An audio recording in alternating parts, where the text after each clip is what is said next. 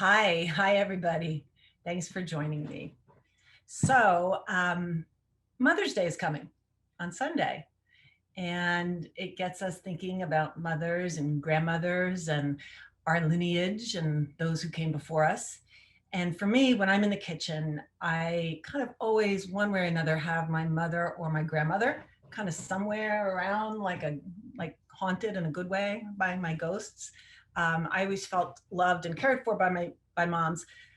I think, especially when we were in the kitchen, I think that for many people it's that way. I think even if your mother wasn't a particularly great cook, uh, I just still think that food and the people who feed us, it's just very connected, food and memory and moms and all that stuff. So today, as part of that, honoring the women in the past, I'm going to teach you how to make something called summer pudding. It comes from a historic cookbook because it's a 19th century cookbook. And summer pudding is really very much a British type dessert. The British, they loved their puddings of many kinds. And we see a lot of them come into American cookbooks, a lot of British recipes in the 19th century. But of course, bringing recipes to America from somewhere else, whether it's Europe or Africa or South America or Asia, that's who we are in America. We bring all kinds of stuff here. So today's recipe, berry pudding, is the easiest thing to make in the world. It's summer pudding. If you have berries, some nice ripe berries, and if you have white bread, sugar, you can make it. That's all it takes. So we're going to start off with some berries. Let me show you what I have here. These are about 8 cups, 6 to 8 cups of berries, mixed, whatever you have. This is not, just get this up. This is not exact science here. This is a very homespun recipe. I'm just going to show you here what it looks like while we cook. Those are beautiful berries.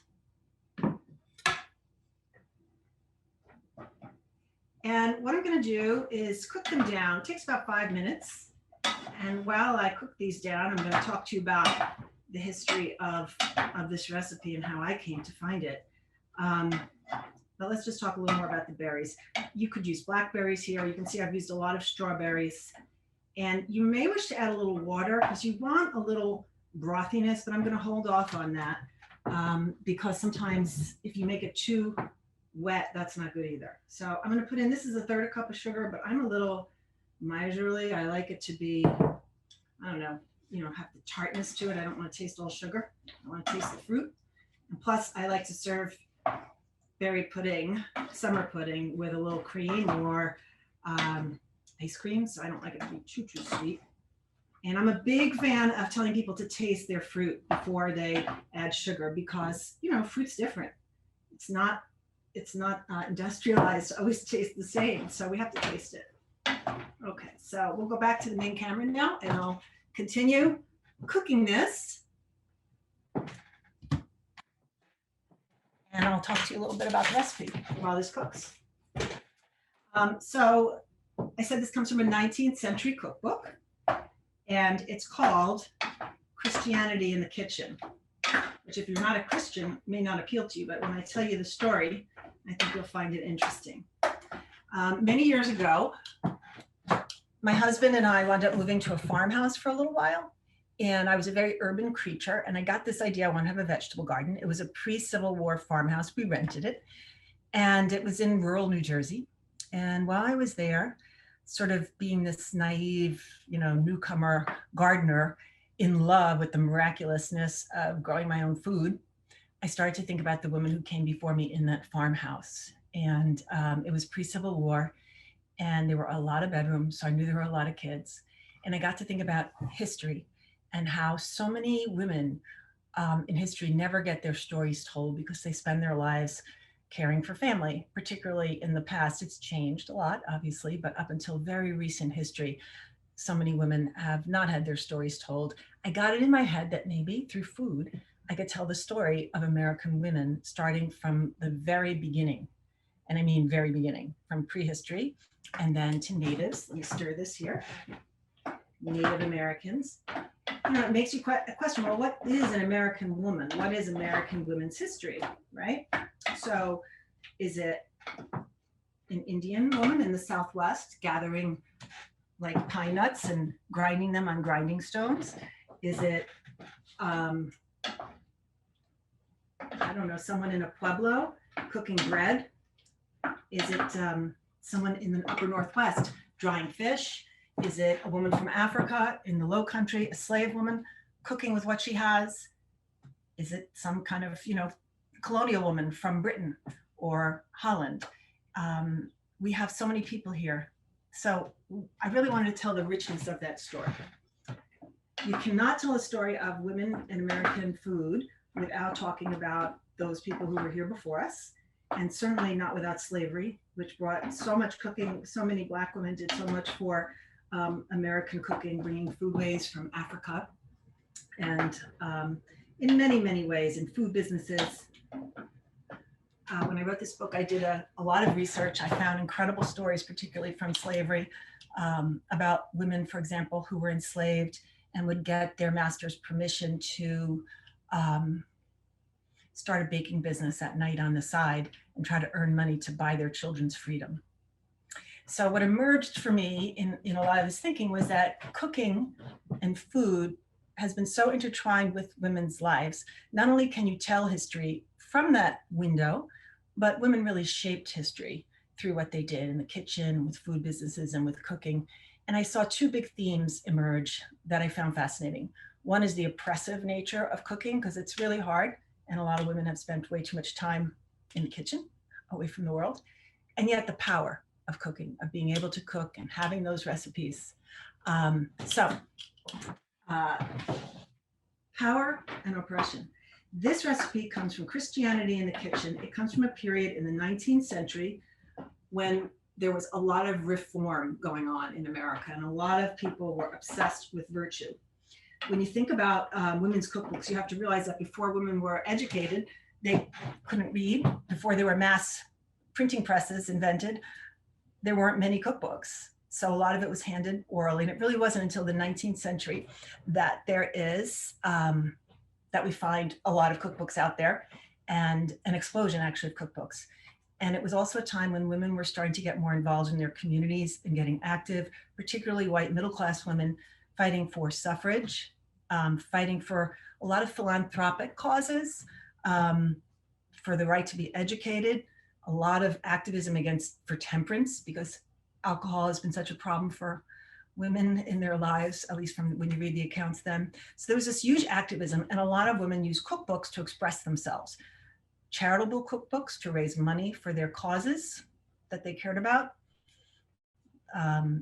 children's homes and libraries. There's a huge universe of charitable cookbooks in American history. So this is not a charitable cookbook. This is from a woman who was a writer, but of the same ilk, in that she, like many women of that time, was obsessed with this idea of virtue and health, and that eating well and healthily was like a moral obligation, and she wanted to show people how. She was married to Horace Mann, who was the father of American public education. Again, during that reform period, he was a big reformer, believed that everyone should have the right to education. And she was a teacher, a writer, and Christianity in the Kitchen is her only cookbook. And she lays out a lot of healthy recipes and a lot of wacko ideas about nutrition, because people didn't know even about vitamins then. But you see that in a lot of old cookbooks. Okay, that's coming along. So you see, I did not add water. We'll take a look here.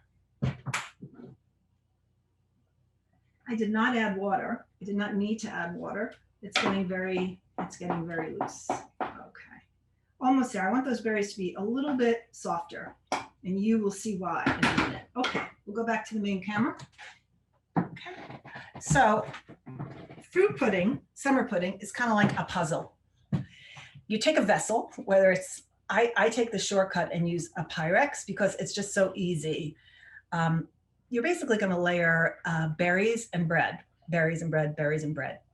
And so I cut the bread like a puzzle to fit. Now it can be very pretty in a round bowl, but you have to have bread cut into a circle at the bottom. And to me, I just go the easy way. So I have cut these in advance to fit. I'm just going to flip them over into a dish. That's all I'm doing. I know you can't see this. It's out of camera. Doesn't matter. You got it. Okay. So the bread is just here, ready to go. And my berries are just about ready to go.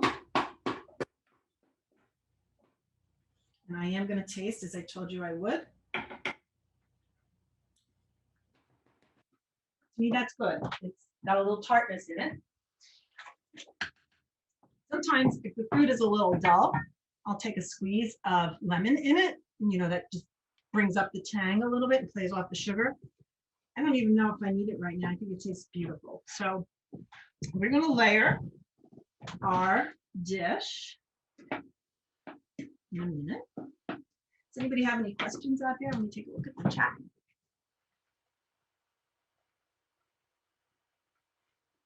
Okay. Someone wanted to know what we're making. We're making berry pudding. Summertime. Okay. So this has been cooked.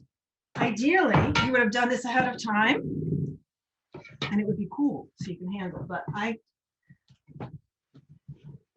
play wild and crazy and I'm just going to do it hot. Okay. So the first thing I do, let me just grab a better spoon.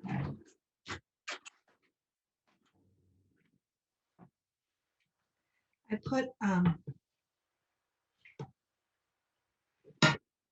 I'm going to do is I'm going to take, let's see if you guys can see me here. I'm going to take, that's not quite in focus yet. Here we go. Got my Pyrex dish here, and I'm going to put a little bit of the broth that on the bottom. This is my first layer is going on the bottom. Not too many berries. If anything, I just want a little bit of liquid at the bottom. You'll understand why very soon. Okay.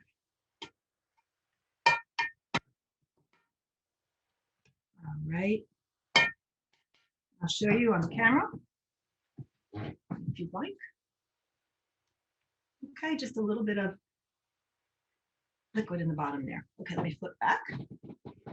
Okay. Now I'm going to take bread and I'm going to dunk it in the mixture.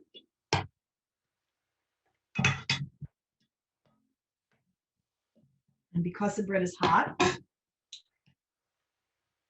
going to use the spatula to pick it up. And I'm going to lay it in there. You get the idea, right? You see where this is going. This is going to be a layer. It's going to be bread, fruit, bread, fruit, bread, fruit. On the bottom there. Okay. All right. Now let's talk about what kind of bread you need, because that's important. You know, I read a lot of recipes for this. This recipe turns out, by the way, even though it's an old British recipe, you see it in Summer Magazine has carried it. The New York Times, Melissa Clark has done one. It comes around, particularly this time of year in an early summer, June, when there's lots of good strawberries out there. I'm just layering while we talk. And some people say to use like a Pepperidge Farm soft white bread. My preference is an artisan, some kind of artisan, what they would call a Pullman loaf, or just something a little dense so that it can hold up to the berries, because otherwise sometimes it could just be like a sponge. What we're going to be doing now, I'm putting some fruit on top of my layer, and I will show it to you in a minute after I do it.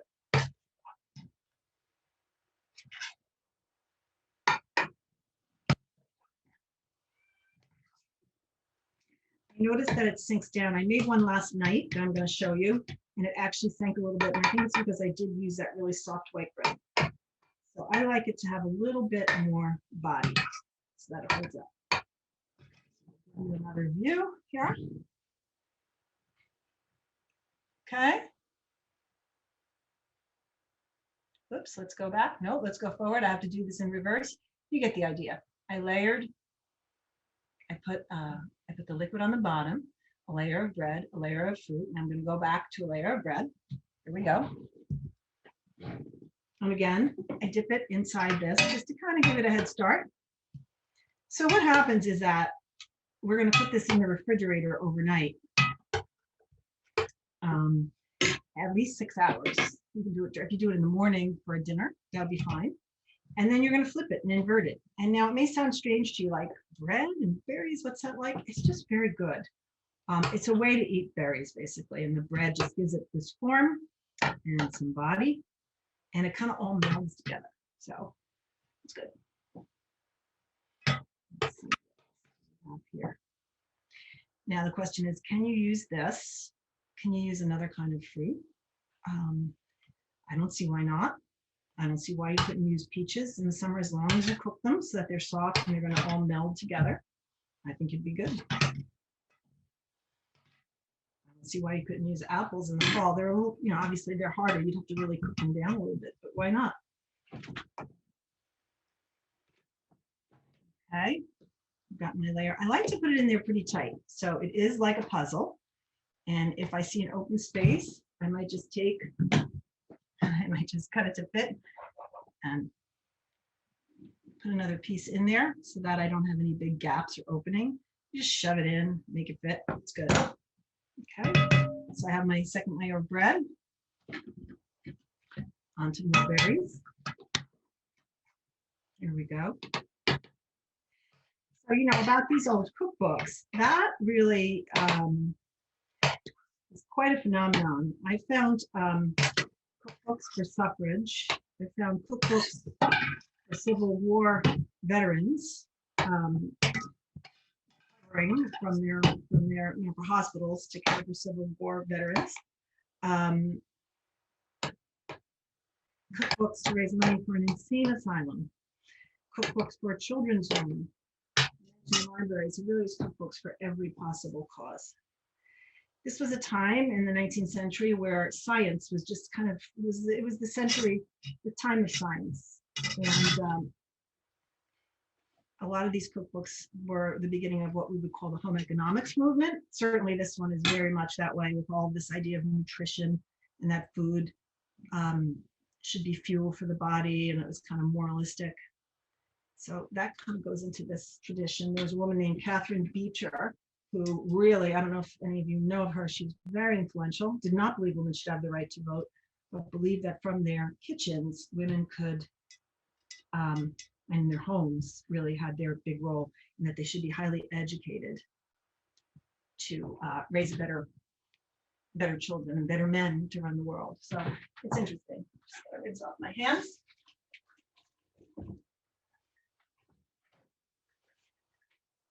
Okay, so I'm going to show you what it looks like.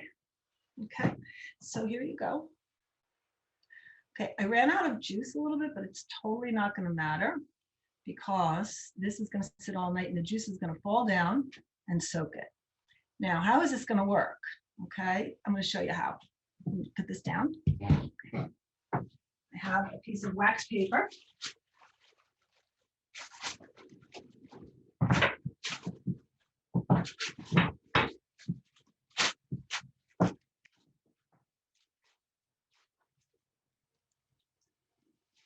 I'm pressing down on it.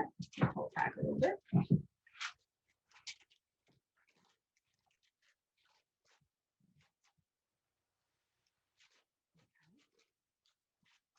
Now we need to weight it. So what do you do to weight this? This has a ridge here along the end. It'd be nice if you had some oblong plate that could fit in there.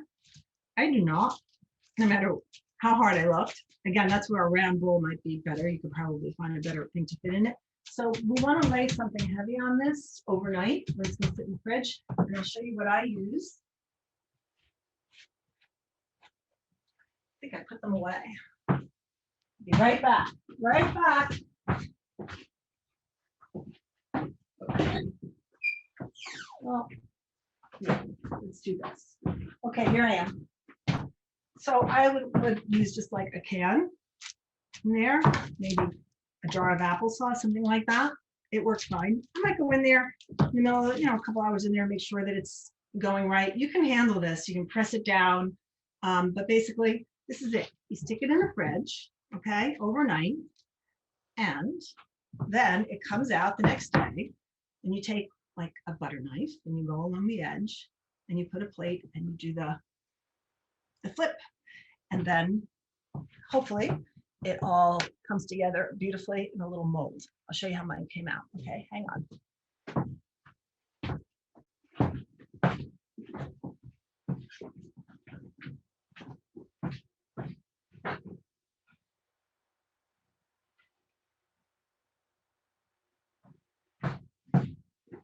Okay, here it comes.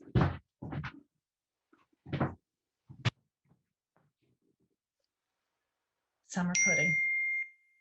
We have a little mint sprig on there, and you would take a knife and just slice it, put it on a white plate because the berries look beautiful on white, with a little dollop of cream or ice cream, and there you go. And it's delicious and very light and very healthy and a little virtuous for Mrs. Horace Mann. And that's summer pudding. So I'm just going to go wipe my hands, see if we have any questions that I can answer. What do we have here? Oh, how many days? So this is good. These are the questions you always get. Okay, special type of white bread. As I said, by the way, let me see, how many berries did I say? You know, I actually think eight cups. I hope I said 8 cups. I think 8 cups are about right. Don't hold back. It's always better to have a few more berries. So to answer the question, bread. People have tried it with challah. I've read about different experiments on challah, even like pound cake, which completely crumbles and falls apart. But you're in the range of like a trifle. I don't know if you remember that dish. The British trifle has a little cake in it with ice cream. So you can try some things. I find that the soft bread gets a little too spongy and deflates, but it's okay. You can't go wrong with this. I would say try, and also what you have in the house. So how many would that feed? Okay, I'm gonna say, I'm very unscientific. That would be 2, that would be 4, 6, 7, maybe 8, if you have ice cream with it. So let's see, challah panettone, that's nice, Easter bread. So I don't like it when it's super sweet. Again, that's me. If I did use an Easter bread or a sweet bread, I would really hold back on the sugar and the fruit, just so that it's not just a, sweet mush. How many days in advance can you make this? Okay, so 6 hours minimum in the fridge. And I think I've left it in there for like 12 hours maximum, but then it does start to disintegrate at that point. So not too far in advance. But as you can see, it doesn't take a heck of a lot of time. You can make it pretty quickly beforehand. Let's see what else. Can you freeze these and make it last longer? I wouldn't do it. I just wouldn't do it. I'm thinking that when it defrosts, it's just gonna fall apart. So, I mean, you could try it. I never tried it. So that's what I got. Any other questions from anybody? Let's see, 6 to 8 cups. I'm gonna say go 8 cups. There's an obvious question here. Could you use frozen fruit? I don't see why not. It's never gonna be as good, but it might be okay. Why not? Give it a try. So. Yes, is this one of my favorite 19th century recipes? That's a good question. I would say that it is. I mean, there's so many recipes, and so many recipes that were cooked in the 19th century were come even from a deeper past, like the Middle Ages. I really like those ancient ones. I feel like this is really a 19th century recipe. I love the ones that are like super ancient. Sometimes with flavorings of mace in them, or even cakes made with rose water, or these kinds of Middle Ages things. Anyway, so I don't know if it's my favorite 19th century. Let's see. What's the oldest recipe I ever found? I'm so glad you asked. So if you get really into prehistory, it's before written cultures, right? But in my book, I have a recipe for pine nut soup from a Paiute Indian in Nevada. So even though it was taken in the 20th century and recorded by her, I definitely feel like it was from the ancients. She would go out and collect pine nuts, and then they would get the husks off of them, and then she would roast them in a wicker basket that she probably wove herself over fire, because they didn't have iron vessels. So you would shake it over the heat to roast the pine nuts, and then afterwards they would mash them and then add some water and it would turn into pine nut soup. I mean, I don't know what it tastes like, but it just seems really kind of amazing to imagine that, right? I was, for a long time, I spent some time investigating and writing about pasta and the history of pasta, which pasta I think is the greatest food in the world that humans ever made.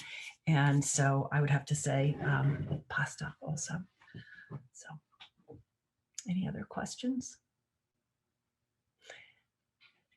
Give it a, pasta is the best thing to happen to anyone. I completely agree. And you know, I still cook it even just out of the box. And sometimes I'm like, damn, this is amazing. Who invented this? Thank you for joining me today. Give it a try and have a happy Mother's Day.